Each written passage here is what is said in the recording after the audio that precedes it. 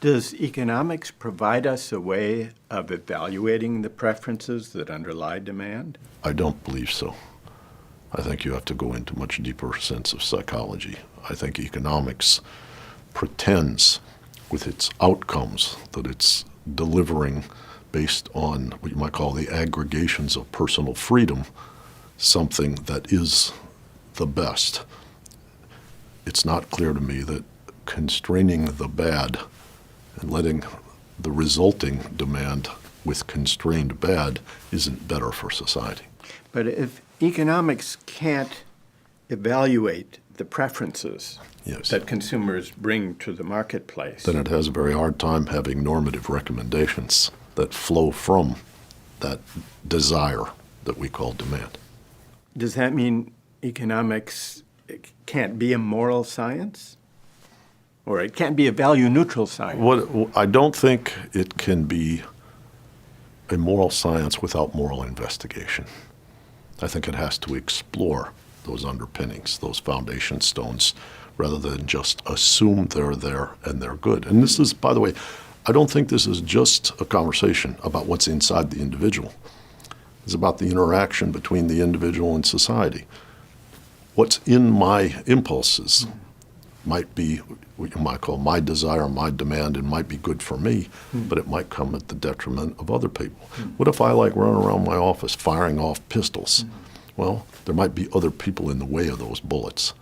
So just taking care of my impulses and calling that social good as it's aggregated through demand doesn't solve all of the challenges we face as a collective. Is there a difference in principle between financial speculation and gambling? In principle, financial speculation is allegedly related to the underlying process of capital formation, productivity growth, and the well-being of all society.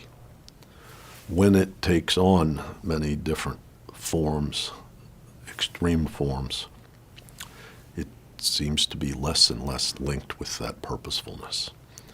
And where it really becomes quite haunting for a society in a time like right now is that we offer lots of protections to stabilize and support and subsidize that financial system in the name of the social process of capital formation, productivity growth, and enhancing society's well-being. There are lots of problems right now. One is that productivity growth has been taking place, but a large portion of the population haven't seen their wages and compensation grow with it.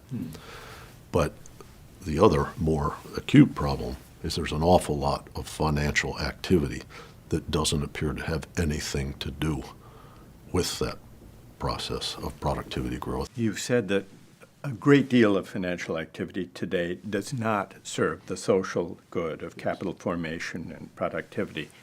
If you just had to guess, what proportion of it does not?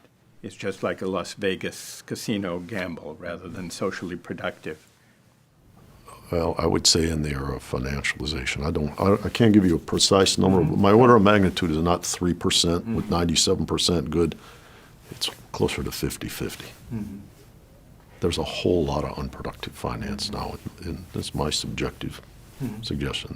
I haven't proven that to anyone's satisfaction, but I just see a lot of ridiculousness. I see a lot of predatory activity.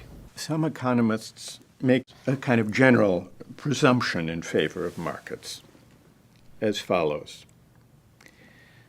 They say it's all well and good to rely on altruism or civic virtue or generosity, but these sentiments are scarce commodities that are depleted with use. So what economics does, and what a reliance on markets does, is to use self-interest wherever possible so that we don't tap down, so that we don't drain the scarce supply of civic virtue, of generosity, of love. I think that's about as an absurd notion as I've ever heard. There is a complete fallacy in my mind of characterizing things like love as in scarce supply. And my sense is that there's a capacity of love or good intent that actually can be enlarged. It's quite elastic, and confining things to this notion of scarcity and dread and fear extinguishes love that could otherwise be there.